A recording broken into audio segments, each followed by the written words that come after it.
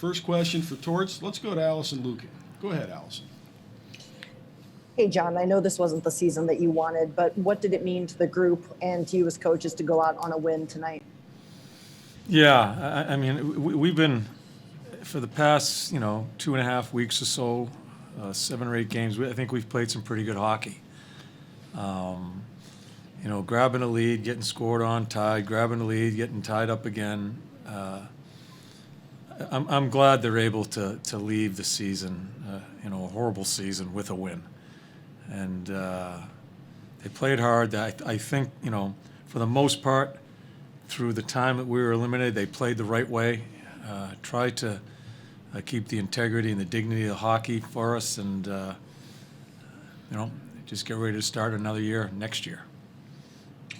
John, you had some extra friends with you behind the bench tonight. Kenny's been there, but I don't think Dan Singleton has ever been back there.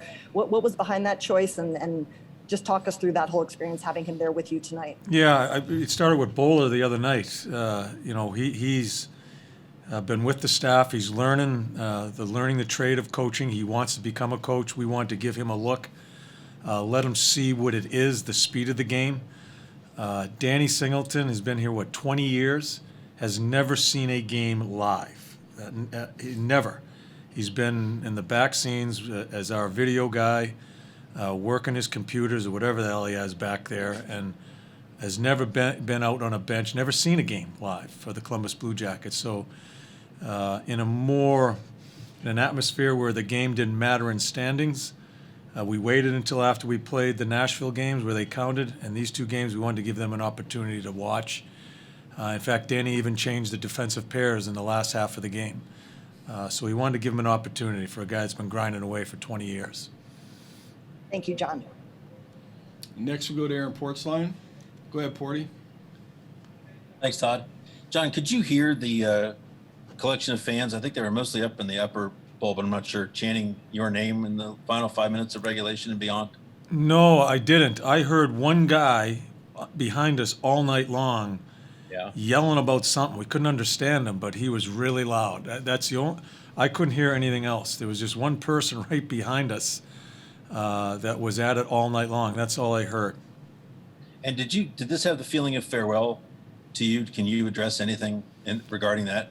You know what? I think for me, when you start the preparation of a game and you're on the bench, you're just thinking about that game. And I apologize. I didn't hear anything, any noise at all. But like I said, I think there's a time and a place for Jarmo and I. We've had discussions. I think there'll be a time and a place for all that stuff.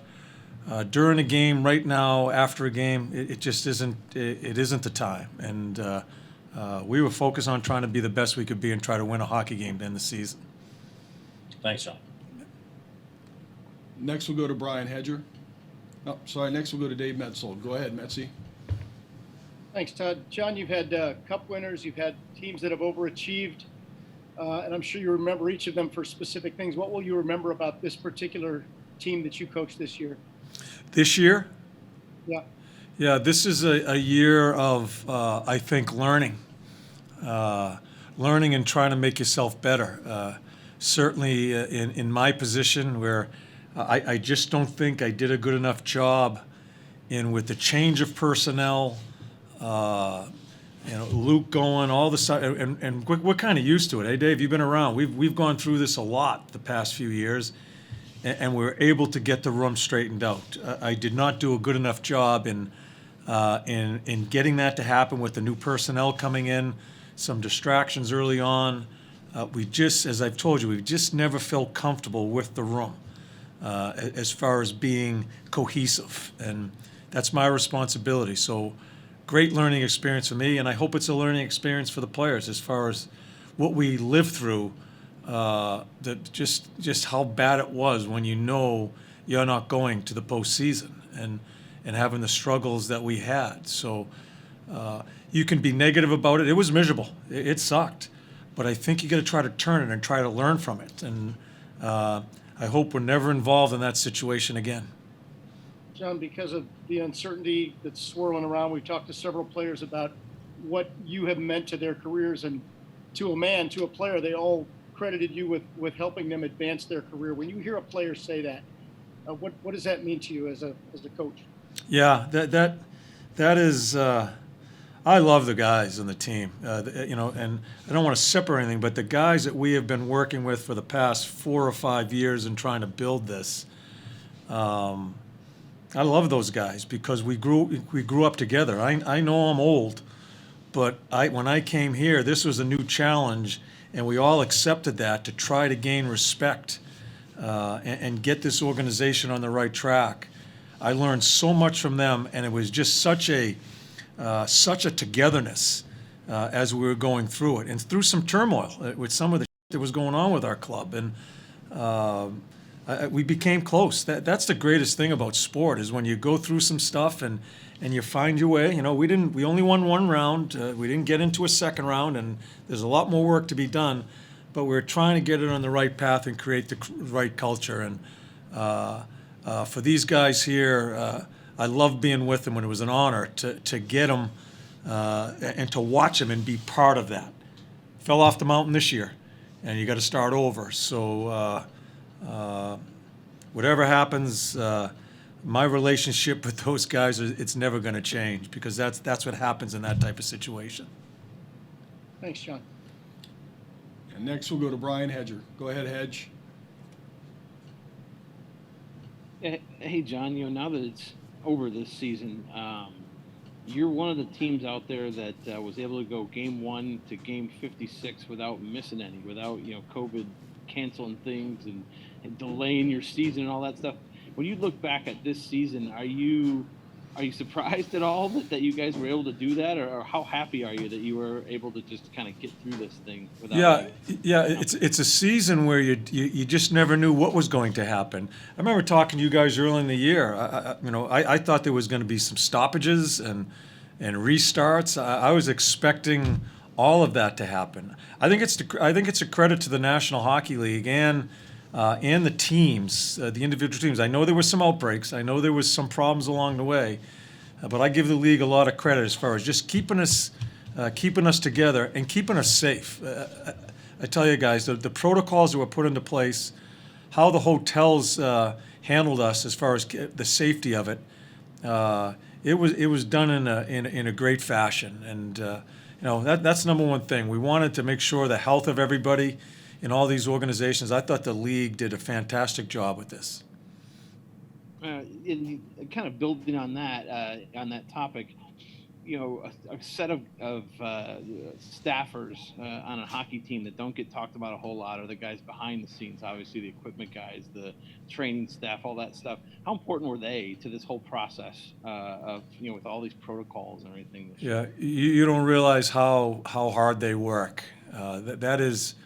That's a nonstop job. The hours, the nights run into the mornings, very little sleep, especially this year with all the things they needed to do, changing the locker room around so we're in safe distance, bringing new lockers in, splitting up players to other locker rooms so we're in safety situations, all the visiting when we go into the other rinks, and when we're on the road, those guys doing the things they need to do.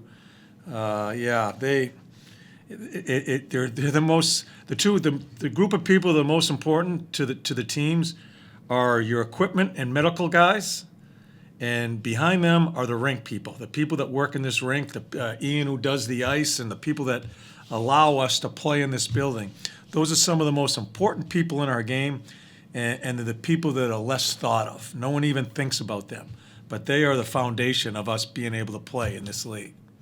And the last one for me is we've heard you talk numerous times the last few years about how you like to coaching because it's kind of like teaching. You like being a teacher.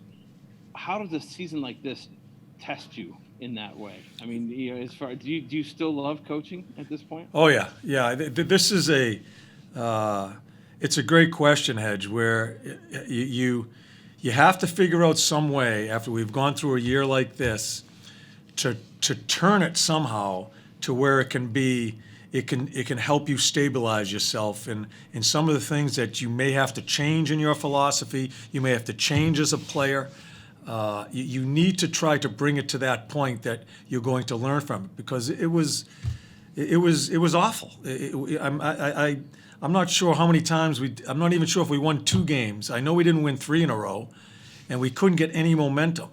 I talked to you about my situation with the locker room. It's a valuable lesson for a guy that's 60 plus years old, coached 30 plus years. I can still learn, and this one was a kick in the teeth for me. I struggle with it because I go back and could we have done anything different? And I have certainly gone through that, and hopefully I'll be better, and hopefully the players will be better after going through something like this. Thanks, John. We got time for a couple more. We'll go to Greg Wyshynski. Go ahead, Greg. Thanks a lot. Hey, John. I know you said that you and Yarmo are going to discuss things, and nothing's settled for tonight and all that. I just would you like to return to coach this group next season? I mean, it's kind of. I'll put it to you this way. I think the discussion that Yarmo and I are having, I don't think people talk about a shelf life. I don't think there's a shelf life for a coach, but what I believe in is it the right fit. I think the fit of the coach and the player and players and personnel, I think that's the most important thing. And that's something Yarmo and I have discussed very honestly, quite honest. Very honestly. I get it. Am I the right fit? These are the things Yarmo and I have talked about. I think this will come to a solution very quickly here.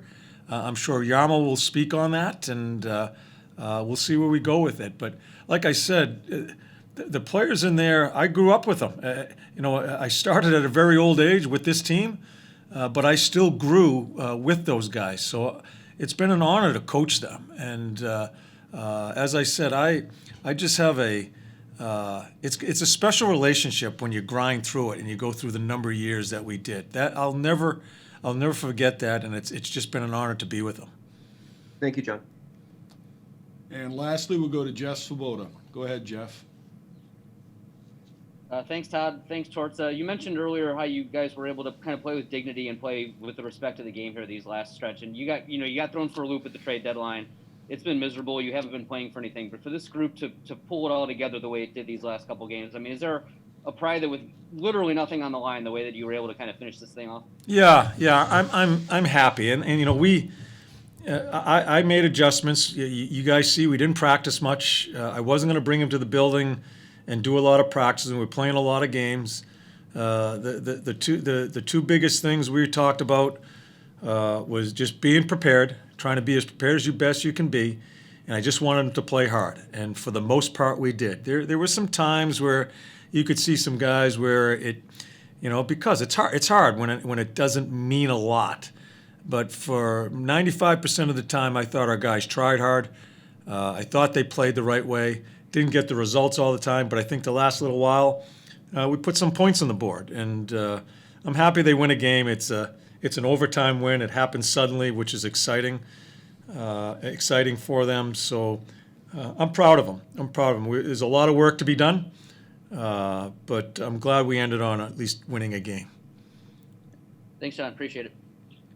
Thank you, Torts.